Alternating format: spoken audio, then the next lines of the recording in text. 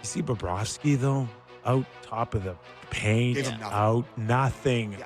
zero. I want to say Bob is one of the best in the league in those one-on-one scenarios. He's really good Flies at out. depth and Okay, let's get Craig Berube's overview of the game 7. We got out of the first period. They came hard the first 10, 11 minutes. We weathered that storm.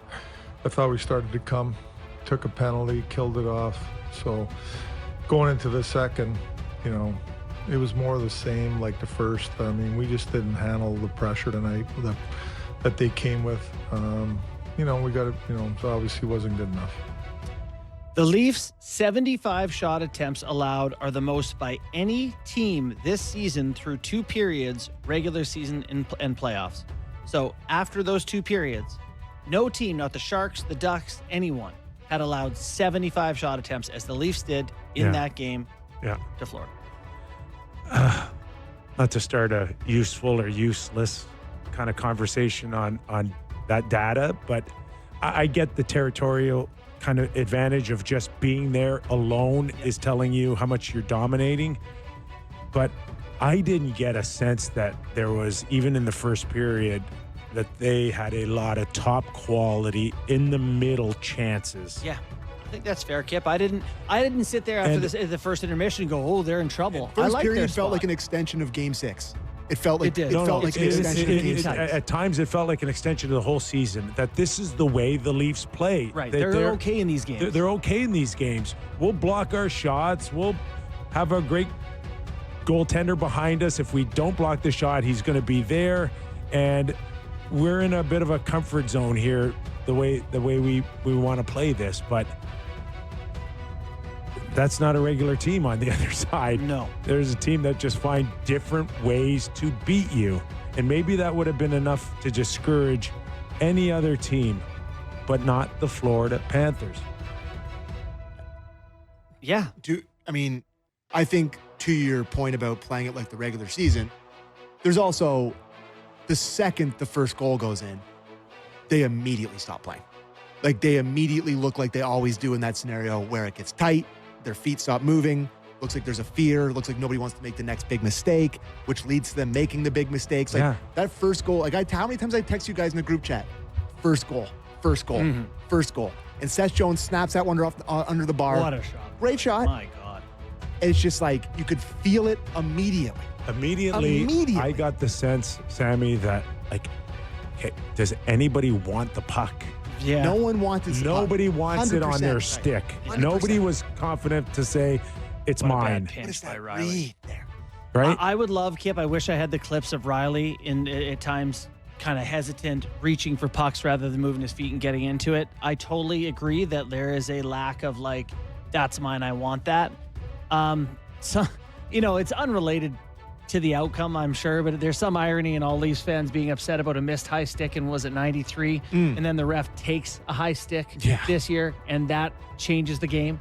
Good. Right after that stoppage was when Florida regrouped and put the boots. It slowed everything right down. Yeah. Yeah, building was electric. They'd come off the good end of that period, and that was really scary. I might add. Yeah, I don't that know Was, what we got an ended up update on that, happening but that was horrible. But it really did feel like it changed the momentum, and then they took advantage. They did. Yeah, and that's, I don't know if you need a couple more saves or what there, but if you go through the lineup and say, who'd you like? Who did you like? And I think, I liked, compared to what I expect from them, I liked Chris Tanev and I liked Scott Laughton. I don't have any other answer. Yeah. And it's just nowhere near enough. Nowhere near. Right? Nowhere near. Not even close to enough. Not even close to enough. All right, let's get Craig Berube's thoughts about the disappointment of the series. Craig, from where you sit, what was the most disappointing part of this series? Games 5 and Game 7 at home.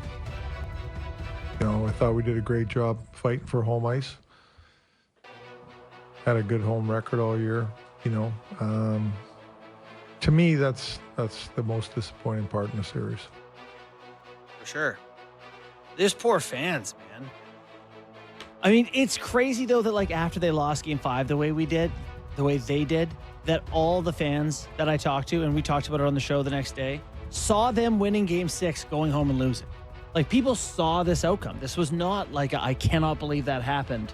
So games 4 through 7, I think I have it here. Games 4 through 7 since 2018 at home. They're 3-13. They've been outscored 55-29, and then 8 of those 16 games they scored one goal or less.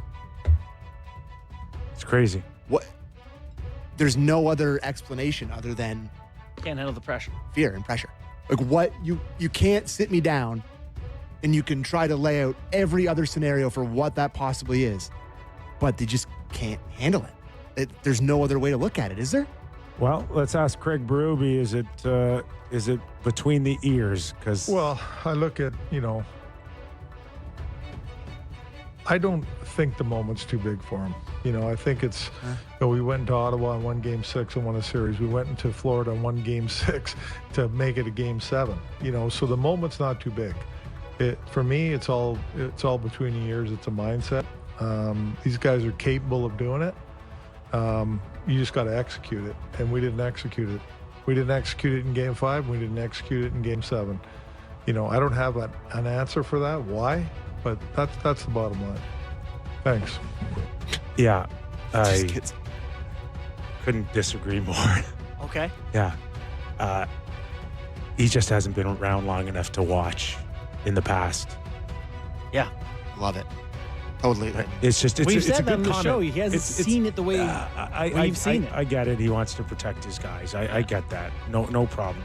No issues there whatsoever. But you can't compare a big moment against an Ottawa Senators team and a big moment against Boston, Florida, and Tampa Bay the last 5 or 6 years. Mm-hmm. I'm sorry, but Ottawa was never a contending team.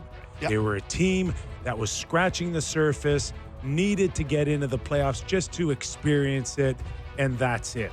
Mm-hmm.